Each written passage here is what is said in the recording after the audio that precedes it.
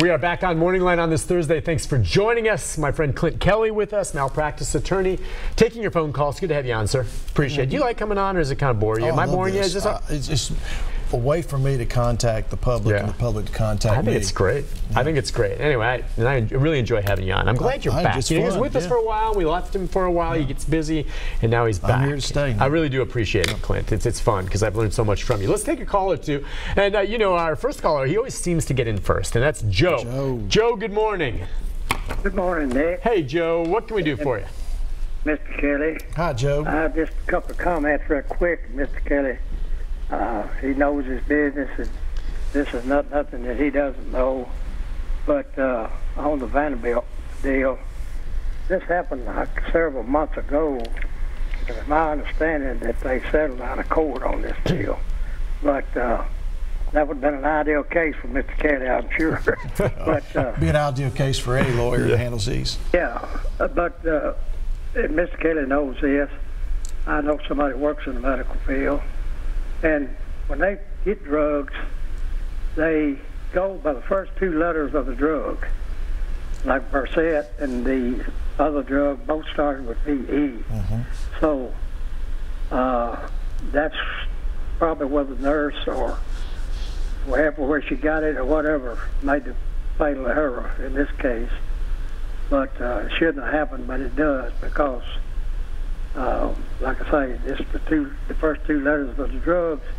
But I can, and Mr. Kelly can tell you this also, it doesn't never hurt to ask questions. I don't care what you're in there for in a hospital. It doesn't never hurt to ask the question. What is that? Are you sure that that's the right drug? Whether they like it or not, I'd ask the question. Second thing is on the pills. Different manufacturers change colors sometimes of the pills, and they might be the same size and might look alike, but they might be a different color or something by different manufacturers. So it's always best to pay attention, you know, of what you're taking. I know of at least one case where a person got the wrong drug from the drugstore. It didn't kill him. But everybody makes mistakes, so it doesn't ever hurt to ask. I mean, I've learned a hard lesson about that. Ask when you're taking something or whatever, what is that and what's it for? No, he's right. Yeah, you have to ask. Go ahead, Joe. Yep, that's it. Oh, okay. Thank you. Thank you, Joe. Yeah, you know, when he mentions that, I think about this time of year, It's a Wonderful Life all the time. And you remember the classic scene where George Bailey's working at the pharmacist. Right. And the pharmacist, we're all human, just finds out that his son was killed in combat. And he mixed, and he got mad at George, remember, slaps him in the head and all this. Gave George rat poison. Yeah. And it was rat when George taught it and saved the man's life. But I mean, I'm just saying, pharmacists, doctors, they're human, right? They are. But I mean, he's talking about this nurse and the pills, and you were saying that in this case and others, sometimes the initials can be similar between two different drugs, right? Correct. You know, Nick, there's a difference in my mind between so-called human errors and sloppy care. Okay. All right. Everyone makes mistakes, and the law takes that into account. But when you fail to follow processes, safety standards, it's hard to call those human mistakes. Those are what we call simply carelessness or sloppiness. And again, I don't know enough about the Vanderbilt case to comment on what that actually was the product of. But I've done enough medical malpractice cases to tell you a lot of them are simply careless mistakes. Either because the healthcare provider is too busy, or the healthcare provider is got other things on their mind, they're just simply not paying attention, or there's a profit motive, a greed motive. Those are types of situations that give rise to fatal mistakes or dangerous mistakes in a lot of cases. And I hope the people here, when they watch, understand Vanderbilt is a very fine hospital. This is not indicative of what they do every day. I mean, they generally do very good care and help people out a lot. But any large corporation, nonprofit, or like Vanderbilt is, are going to have staff members who are occasionally just going to be lazy and sloppy. And like you said off air, the problem in healthcare, and particularly in hospitals, when they make mistakes, people die. You can make a journalistic mistake and might get sued. Might get sued. Yeah. I can make a mistake and I can get sued, but I'm not killing people.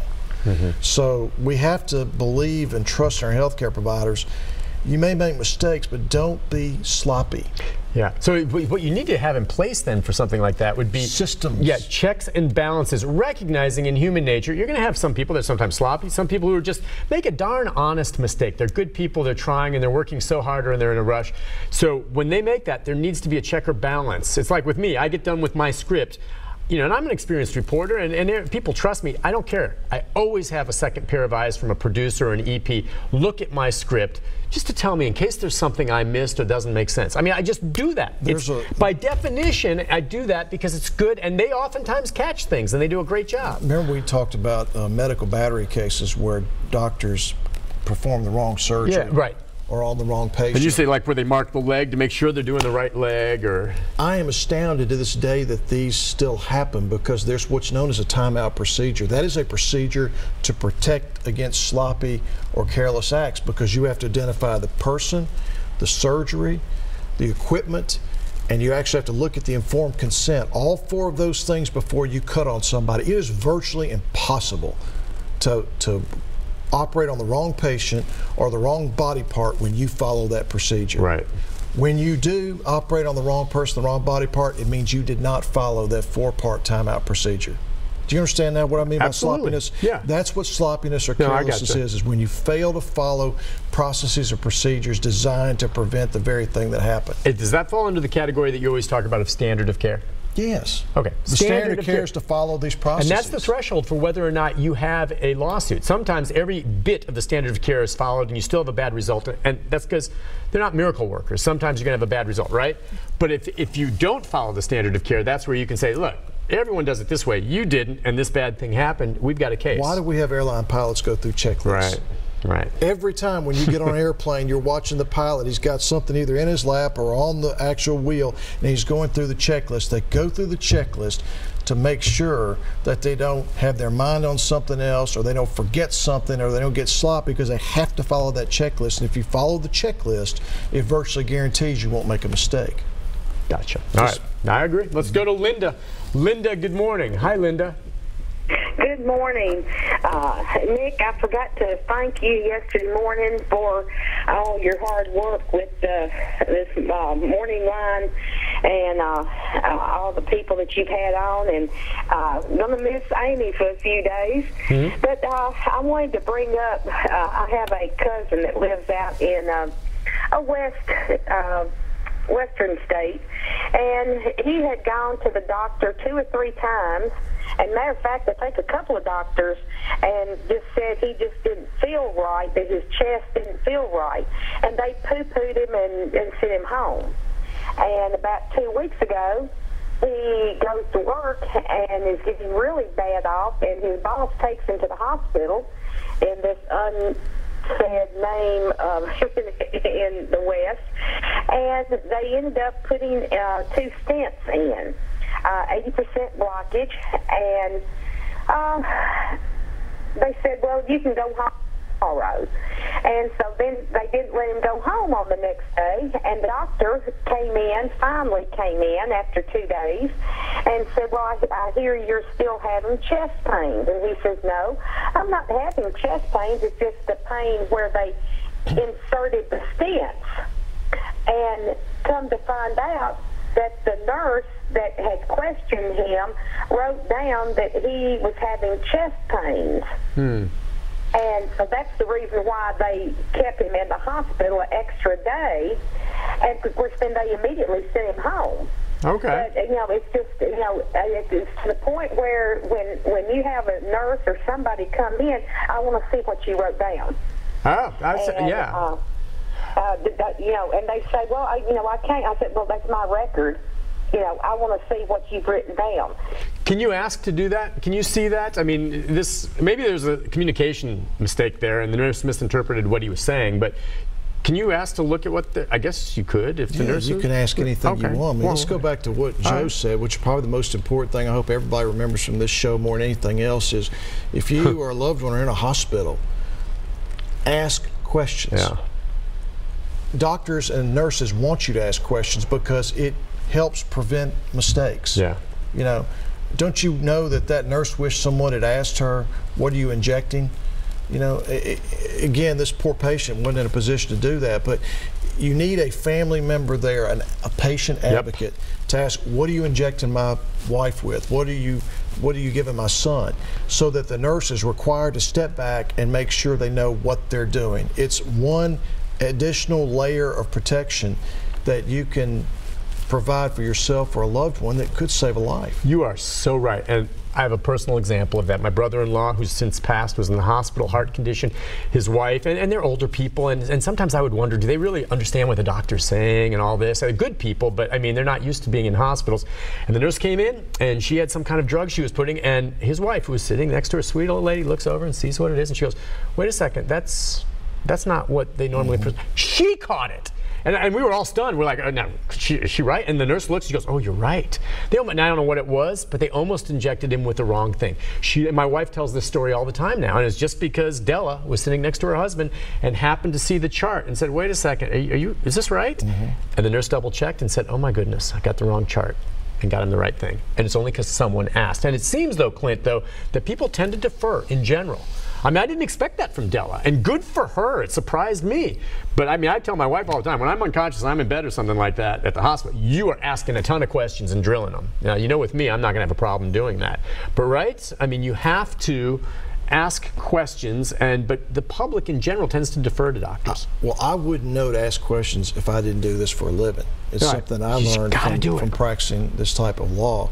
Most people trust their doctors and trust their nurses to get it right. Yeah, and why wouldn't you? You're brought up that way. That's in our DNA as Tennesseans, to trust our doctors and healthcare providers to get it right. But again, going back to what Joe said, ask questions, challenge your healthcare provider to make sure that what's being done is in accordance with what's been ordered, because it may save a life. I'm sorry, Mary, did you say we have to take a break? I guess not. I think we can take another caller. Let's go to Mary. Mary, good morning. Hi, Mary. Good morning. I think the lady before me just had you to answer my question. My daughter is in one of our local hospitals. She's been there for like 2 months. When she went in for high diabetes. She had 910 was the number. She all but passed out. Anyway, she's been there since the 4th of November. They have kept her there. They have done this. She has since gotten all these abscesses. One has burst, and they do not seem to take any kind of wound care with her. They shipped her off to a rehab where she stayed for like 9 days. They tried to help her, and then yesterday they called an ambulance and said, they called my granddaughter and myself and said, we have got to take her back to the hospital. With that being said, she went back to the ER. They examined her. They admitted her to the 7th floor, and when the doctor came in later last night, I was on the phone with her. His only words were, I see you came in here for another urinary tract infection. No mention of the abdominal wound. My granddaughter has pictures on her phone of this wound. It looks gross. This girl, my daughter, is 53 years old, a bad diabetic, and they have caused her in the 2 months that she's been at the hospital. She has, yes, gotten bed sores. They have put the mattress, the flotation thing, the nursing home, the rehab did the same thing. Anyway, she has got such a raw, pardon my French, rear end, that when they wipe her and they give her these antibiotics periodically, they go straight through her. I was at the rehab one day and I stood at the door. I heard her screaming. I'm sorry. Now, for a mother to hear her 53-year-old child, I know she's not a child, when you hear them screaming in pain, it tears you up.